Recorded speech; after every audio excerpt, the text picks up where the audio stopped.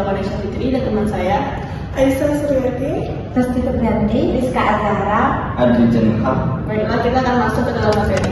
baiklah selanjutnya pembahasan tentang latar belakang kenapa UIN Mombonjol ini melakukan pengembangan pada siakat.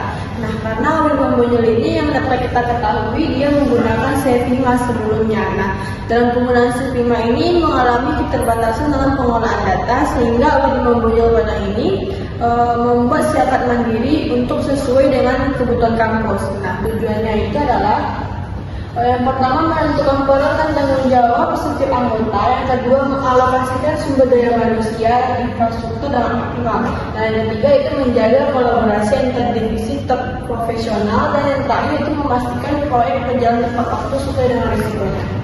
Baik, selanjutnya kita masuk ke struktur tim proyek. Nah, di sini ada tim yang terlibat dalam pengembangan siakat, terdiri dari yang pertama itu ada project manager, yang kedua developer, ini terdiri dari 2 orang, selanjutnya ada data migration specialist, ada quality assurance tester, dan support atau infrastruktur. Nah, masing-masing ini memiliki fungsi dan tugas tanggung jawab yang saling melengkapi.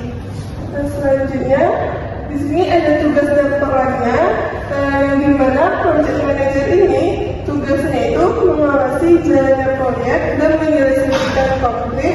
Kalau developer itu mengembangkan fungsi dan modul sistem. Data migration specialist itu tugasnya memindahkan data dari sistem lama ke sistem baru tanpa kehilangan data. Nah, kalau QA tester itu menguji sistem dan memastikan tidak ada error saat digunakan. Dan terakhir ini ada support staff, yaitu menangani server, jaringan, dan infrastruktur. Baik, selanjutnya itu tantangan proyek selama 6 bulan.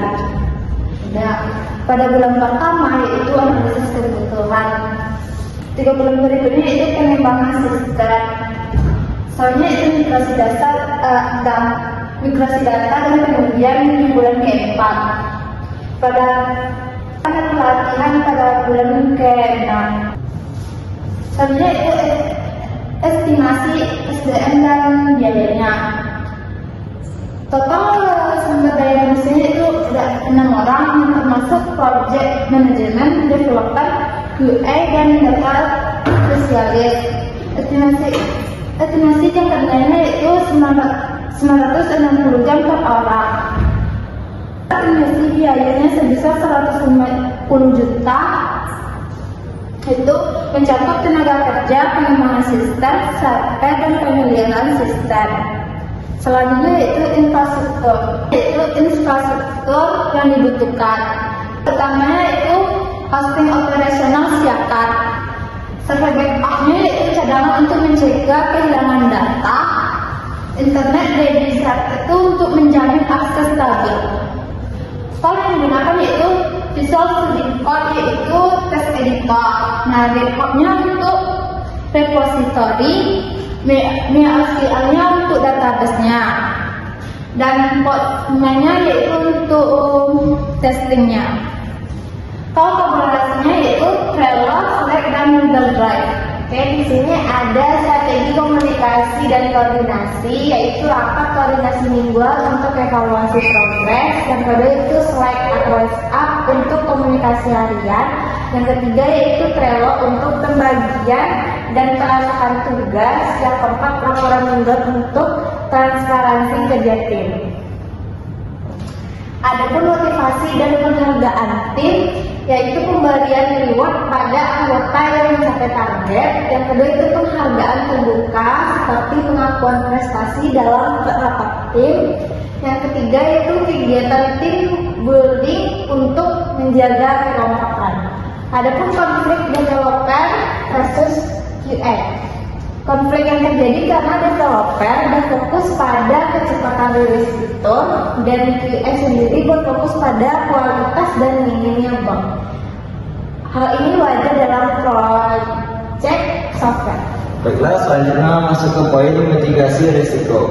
Di sini kita memiliki 4 risiko, yaitu kekurangan SDM, solusi untuk mengatasinya itu pengalihan tugas dan backup anggota cadangan,